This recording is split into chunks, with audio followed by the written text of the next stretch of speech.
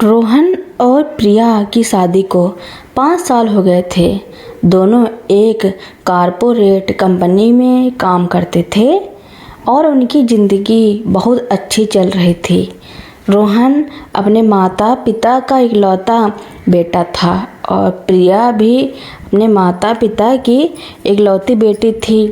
उनके माता पिता अलग अलग शहरों में रहते थे। रोहन के पिता का देहांत हो चुका था और उनकी माँ माधवी जी गांव में अकेली रहती थी। दूसरी तरफ प्रिया के माता पिता रमेश जी और सीमा जी शहर में ही रहते थे, लेकिन वे प्रिया के घर से लगभग 1 घंटे की दूरी पर थे। रोहन की माँ माधवी जी अक्सर रोहन से फ़ोन पर बात करती और पोते पोतियों के लिए तरसती रहती। रोहन चाहता था कि उसकी माँ उसके साथ आकर रहे, लेकिन जब भी वह प्रिया से इस बारे में बात करता तो प्रिया हमेशा टाल देती। एक दिन रोहन ने प्रिया से कहा, प्रिया, माँ की तबीयत ठीक नहीं रहती है। डॉक्टर ने भी उन्हें शहर में आकर रहने की सलाह दी है ताकि उनका ठीक से इलाज हो सके। प्रिया ने जवाब दिया, रोहन, तुम अपनी माँ को यहाँ लाकर क्या करोगे? वह गांव की साधारण जिंदगी की आदी हैं। उन्हें हमारे इस शहर के माहौल में एडजस्ट होने में दिक्कत होगी और फिर हमारा घर भी तो इतना बड़ा नहीं है, कहाँ रखेंगी वह अपना सारा सामान? रोहन को गुस्सा आया। प्रिया, माँ का सामान से ज़्यादा महत्वपूर्ण मेरी माँ का स्वास्थ्य है और माँ को सिर्फ एक कमरा चाहिए। हमारा घर बड़ा है या छोटा, यह बात तुमको शादी से पहले नहीं पता थी क्या? तुम्हारी बात सुनकर मुझे यह लगता है कि तुम उन्हें यहाँ बुलाना ही नहीं चाहती। प्रिया ने जवाब दिया, ठीक है, बुला लो अपनी माँ को, लेकिन मैं उनसे कोई उम्मीद नहीं करती कि वह घर के कामों में हाथ बटाएंगी और अगर कभी हमारे बीच कोई बहस हुई तो तुम अपनी माँ का ही साथ दोगे, मेरा नहीं। रोहन और प्रिया के बीच यह बहस बहुत बढ़ गई। रोहन ने प्रिया की बात नहीं सुनी और अगले दिन ही गांव जाकर अपनी माँ को अपने साथ शहर ले आया। माधवी जी अपने बेटे और बहू के साथ रहने की बात सुनकर बहुत खुश थी। जब माधवी जी शहर आईं तो प्रिया ने औपचारिकता तौर पर उनका स्वागत किया, लेकिन उसके व्यवहार में कोई उत्साह नहीं था। वह हमेशा माधवी जी से दूरी बनाकर रखती थी। एक दिन प्रिया के माता पिता ने रोहन और प्रिया को डिनर पर बुलाया। प्रिया ने रोहन से कहा, रोहन, मम्मी पापा ने हम दोनों को डिनर पर बुलाया है, जल्दी तैयार हो जाओ। रोहन ने जवाब दिया, प्रिया, माँ की तबीयत ठीक नहीं है, मैं उन्हें अकेला छोड़कर नहीं जा सकता। प्रिया ने झुंझलाते हुए कहा, रोहन, माँ को सिर्फ थोड़ा बुखार ही है, कोई बड़ी बीमारी नहीं है, और फिर मैंने मम्मी पापा को तुमसे मिलवाने के लिए कहा था, तुम ऐसे कैसे मना कर सकते हो? प्रिया, मेरी माँ की सेहत मेरे लिए सबसे ज़्यादा ज़रूरी है। रोहन ने शांति से कहा, जब उनकी तबीयत ठीक हो जाएगी तब हम चले जाएंगे। तुम अगर जाना चाहो तो जा सकती हो, मैं मना नहीं करूँगा। यह सुनकर प्रिया को बहुत गुस्सा आया। वह रोहन से बहुत लड़ने लगी। रोहन, तुम हर बात में अपनी माँ को ही सबसे पहले रखते हो।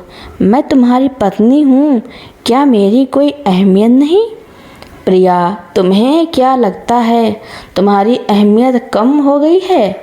रोहन ने कहा, तुम हर बार मुझे यह क्यों महसूस कराती हो कि मेरे लिए या तुम हो या मेरी माँ, दोनों का अपनी जगह एक अलग ही रिश्ता है। मैं तुम्हारी भी इज्जत करता हूँ और माँ की भी। यह सुनकर प्रिया ने चिल्लाना शुरू कर दिया अगर मुझे पता होता कि तुम इतने मम्मा बॉय हो तो मैं तुमसे कभी शादी नहीं करती। तुम्हारी माँ के अलावा भी दुनिया में कुछ लोग होते हैं, कभी मुझसे बात कर लिया करो। यह सुनकर रोहन को बहुत दुख हुआ। उसने अपनी माँ की देखभाल की और प्रिया से कहा, प्रिया, तुम्हें जो सोचना है सोचो, मैं अपनी माँ को इस हाल में नहीं छोड़ सकता। प्रिया गुस्से में अकेली ही अपने माता पिता के यहाँ चली गई।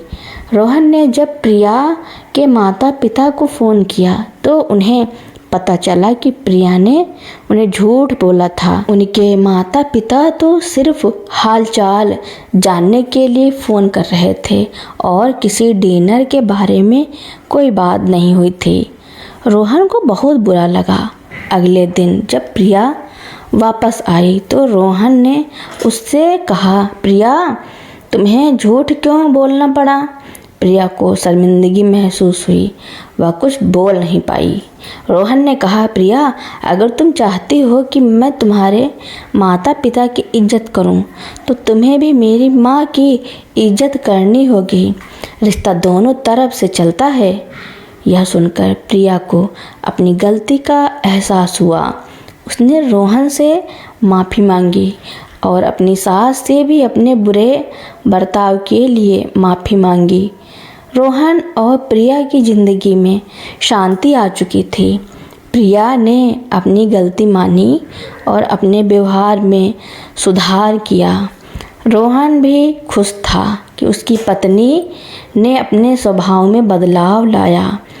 माधवी जी भी इस बात से बेहद खुश थी कि उनके बेटे और बहू में फिर से प्यार लौट आया था। अगले कुछ दिन बहुत अच्छे बीते। प्रिया ने अपनी सास के साथ समय बिताना शुरू किया। वह उनसे उनकी गांव की ज़िंदगी और उनके बचपन के बारे में पूछती। माधवी जी भी अपनी बहू के साथ बातें करके बहुत खुश थी। उन्हें यह देखकर अच्छा लग रहा था कि प्रिया उनके साथ घुल मिल रही थी। एक शाम जब रोहन और प्रिया ऑफिस से वापस आए तो माधवी जी ने उन दोनों को बुलाया। बेटा, बहू, मुझे तुम लोगों से कुछ बात करनी है। रोहन और प्रिया एक दूसरे को देखने लगे। माधवी जी ने कहा, देखो बेटा, अब तुम दोनों की शादी को 5 साल हो चुके हैं। तुम दोनों अब तक सिर्फ अपने बारे में सोच रहे हो। अब समय आ गया है कि तुम दोनों अपने परिवार को आगे बढ़ाओ। मुझे भी अब दादा दादी बनने का सुख चाहिए। रोहन और प्रिया मुस्कुरा दिए। माधवी जी ने उन्हें समझाते हुए कहा, बेटा, मुझे पता है कि तुम लोग बहुत व्यस्त रहते हो, लेकिन बच्चों की ज़िंदगी में माँ का होना बहुत ज़रूरी है। मैं चाहती हूँ कि जब तुम्हारा बच्चा हो तो मैं उसकी देखभाल करूँ। प्रिया को यह बात सुनकर थोड़ी चिंता हुई। उसने कहा, माँ जी, मुझे चिंता है कि अगर मैं माँ बन गई तो मैं अपने कैरियर को कैसे संभालूंगी। मैं अपने काम को बहुत पसंद करती हूँ। मुझे डर है कि बच्चे के आने के बाद मुझे अपना काम छोड़ना पड़ेगा। माधवी जी ने प्रिया को समझाया, चिंता मत करो बहू, मैं तुम्हारे साथ हूँ। मैं तुम्हारे बच्चे की पूरी देखभाल करूँगी। तुम्हें अपना काम छोड़ने की कोई ज़रूरत नहीं है। मैं घर का सारा काम संभाल लूँगी और बच्चे का भी ध्यान रखूँगी। तुम बस अपने काम पर ध्यान दो। माधवी जी की बात सुनकर प्रिया को बहुत सुकून मिला। उसे एहसास हुआ कि उसकी सास सिर्फ उसके पति की माँ नहीं बल्कि उसकी भी माँ है। वह अपने बेटे की खुशियों के साथ साथ अपनी बहू की खुशियों का भी ध्यान रख रही थी। समय बीतता गया और कुछ महीने बाद ही प्रिया ने अपनी प्रेगनेंसी की खबर रोहन और माधवी जी को दी। यह सुनकर तीनों की खुशी का ठिकाना न रहा। माधवी जी ने खुशी से प्रिया को गले लगाया और उसे आशीर्वाद दिया। माधवी जी ने खुशी खुशी घर के सारे कामों की जिम्मेदारी ले ली। वह सुबह जल्दी उठकर प्रिया के लिए खाना बनाती, उसे ऑफिस के लिए तैयार होने में मदद करती और उसका पूरा ध्यान रखती। प्रिया भी अब अपनी सास के साथ ज़्यादा समय बिताने लगी। कुछ महीनों बाद प्रिया ने एक स्वस्थ और सुंदर बेटे को जन्म दिया।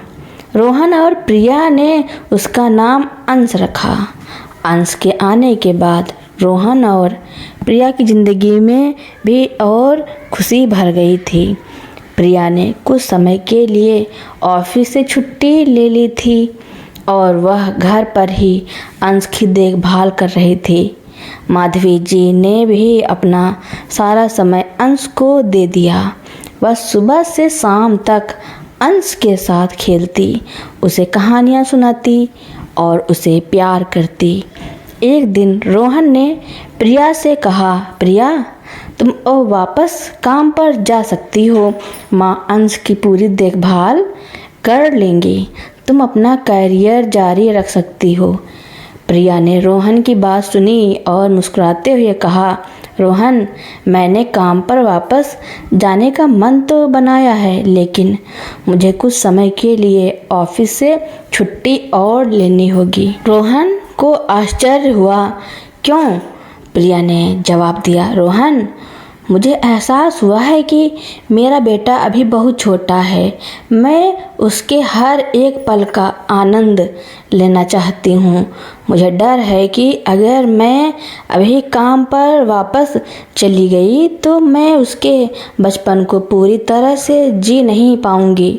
मुझे पता है कि माँ अंश की पूरी देखभाल कर लेगी, लेकिन मैं अपने बच्चे के साथ समय बिताना चाहती हूँ। यह सुनकर रोहन को बहुत खुशी हुई। उसे एहसास हुआ कि प्रिया अब बदल चुकी है। उसने अपने और अपनी माँ के बीच की दूरी को मिटा दिया था। माधवी जी ने भी प्रिया की बात सुनी। उन्हें बहुत खुशी हुई। उन्होंने प्रिया से कहा, बहू तुम सही कह रही हो, अपने बच्चे के बचपन का आनंद लेना बहुत ज़रूरी है। तुम चिंता मत करो, तुम जब चाहो तब काम पर वापस जा सकती हो, तब तक मैं तुम्हारे साथ हूँ। इस तरह रोहन, प्रिया, माधवी जी और अंश का परिवार खुशियों के साथ आगे बढ़ता रहा। रोहन को यह एहसास हुआ कि उसका परिवार अब पूरा हो चुका था, जहाँ हर कोई एक दूसरे को समझता था, प्यार करता था और एक दूसरे की खुशियों के लिए कुछ भी कर सकता था। अंश के जन्म के बाद प्रिया ने कुछ समय के लिए अपने कैरियर को पूरी तरह से विराम दे दिया। वह घर पर रहकर माँ और बेटे दोनों की देखभाल करती थी। हालांकि एक समय ऐसा आया जब उसे यह एहसास होने लगा कि वह अपनी व्यक्तिगत पहचान और आकांक्षाओं को कहीं खोती जा रही है। एक सुबह जब रोहन ऑफिस जा रहा था, उसने प्रिया से बात की। रोहन, क्या आपको नहीं लगता कि मैं बहुत बदल गई हूँ? पहले की तरह अब मैं ना तो खुद को समय दे पाती हूँ और ना ही मेरी कोई पहचान रह गई है। रोहन ने प्रिया की बात सुनी और कहा, प्रिया तुम सही कह रही हो, मुझे भी यह बात महसूस हो रही थी। मुझे लगता है कि तुम्हें अपने काम पर वापस लौट जाना चाहिए। प्रिया ने जवाब दिया, मुझे डर है कि अगर मैं काम पर वापस चली गई तो अंश की देखभाल कौन करेगा? माँ जी भी अब बूढ़ी हो रही हैं, मैं उन पर सारा बोझ नहीं डाल सकती। माधवी जी ने यह बात सुन ली। वह कमरे में आई और प्रिया से कहा, बहू तुम मेरी चिंता मत करो, मैं अंश की देखभाल कर सकती हूँ। मैं जब तक जिंदा हूँ तब तक मैं तुम्हारे साथ हूँ। तुम अपने करियर पर ध्यान दो। मैं नहीं चाहती कि मेरे आने से तुम अपने सपनों को छोड़ दो। माधवी जी की बात सुनकर प्रिया की आंखों में आंसू आ गए। उसे एहसास हुआ कि उसकी सास सिर्फ उसकी माँ नहीं बल्कि उसकी सबसे अच्छी दोस्त और मार्गदर्शक भी थी। प्रिया ने फिर से काम पर जाना शुरू कर दिया। अब रोहन और प्रिया दोनों सुबह ऑफिस जाते और शाम को वापस आते। घर पर अंश की देखभाल माधवी जी करती। वह अंश को खाना खिलाती, उसे कहानियाँ सुनाती और उसके साथ खेलती। अंश भी अपनी दादी से बहुत प्यार करता था। समय बीतता गया और अंश बड़ा होने लगा। जब अंश 5 साल का हुआ तो रोहन और प्रिया ने उसे स्कूल में दाखिला दिला दिया। अब माधवी जी का ज़्यादातर समय खाली रहने लगा। एक दिन उन्होंने रोहन से कहा, बेटा अब अंश स्कूल जाने लगा है और मेरा ज़्यादातर समय खाली रहता है। मैं सोच रही हूँ कि क्यों ना मैं कुछ नया काम करूँ। रोहन को आश्चर्य हुआ। माँ, आप क्या करना चाहती हैं? माधवी जी ने कहा, बेटा मुझे बचपन से ही पेंटिंग का बहुत शौक था। मैं सोच रही हूँ कि क्यों ना मैं पेंटिंग सीखूं और अपना समय बिताऊं। रोहन ने कहा, माँ यह तो बहुत अच्छी बात है। आप बिल्कुल पेंटिंग सीख सकती हैं। मैं आपको एक अच्छे पेंटिंग क्लास में दाखिला दिला दूंगा। रोहन ने अपनी माँ को एक अच्छे पेंटिंग क्लास में दाखिला दिलाया। माधवी जी ने वहाँ आकर पेंटिंग सीखना शुरू कर दिया। वह अपनी पेंटिंग क्लास में सबसे उम्रदराज स्टूडेंट थी, लेकिन वह सीखने के लिए बहुत उत्साहित थी। एक दिन प्रिया ने अपनी सास से पूछा, माँ जी आप अपनी पेंटिंग की प्रदर्शनी कब लगा रही हैं? मुझे आपकी पेंटिंग बहुत पसंद है। माधवी जी ने हंसते हुए कहा, बहू मैं अभी कहाँ प्रदर्शनी लगा रही हूँ, मुझे तो अभी और सीखना है। प्रिया ने अपनी सास को हिम्मत दी। माँ जी आप बिल्कुल प्रदर्शनी लगा सकती हैं। आपकी पेंटिंग में एक अलग ही कला है। आप अपनी पेंटिंग से लोगों के दिल को छू सकती हैं। प्रिया ने अपनी सास की पेंटिंग की प्रदर्शनी लगाने के लिए एक आर्ट गैलरी से बात की। माधवी जी ने अपनी पेंटिंग की प्रदर्शनी लगाई। उनकी पेंटिंग देखकर सभी लोग बहुत प्रभावित हुए। माधवी जी को बहुत सम्मान मिला। यह देखकर रोहन और प्रिया को बहुत खुशी हुई। उन्हें एहसास हुआ कि उनकी माँ ने अपने सपनों को कभी नहीं छोड़ा था। वह हमेशा कुछ नया सीखना चाहती थी। माधवी जी की पेंटिंग प्रदर्शनी सफल रही और उन्हें शहर में एक कलाकार के तौर पर पहचान मिलने लगी।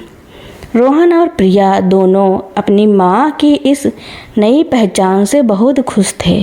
अंश भी अपनी दादी को पेंटिंग करते देख बहुत उत्साहित होता था। वह भी दादी के साथ बैठकर रंग पेंसिल से खेलने लगा था।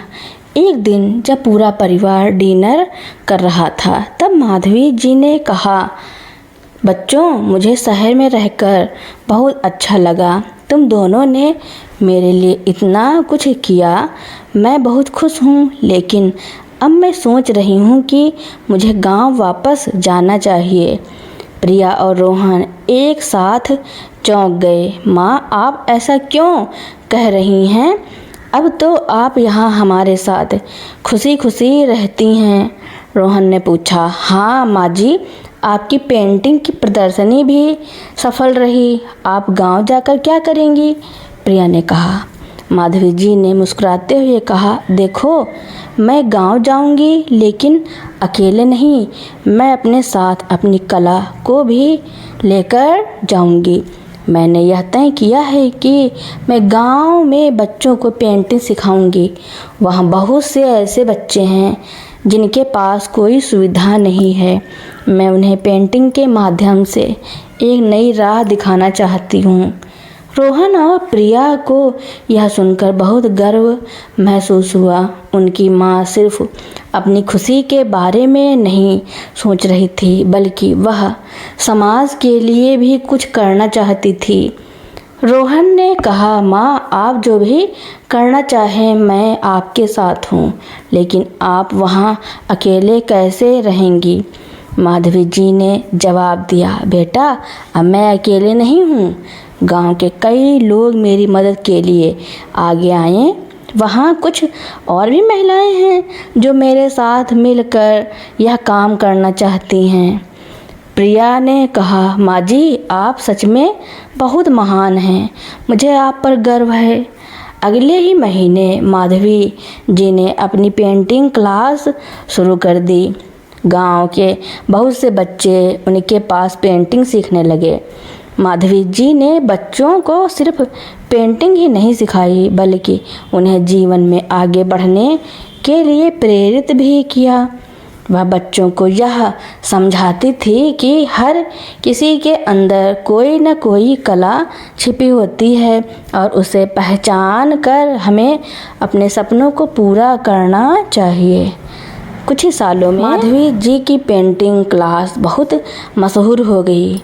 उनके सिखाए हुए कई बच्चों ने शहर में जाकर आर्ट कॉलेज में दाखिला लिया और बड़े कलाकार बन गए।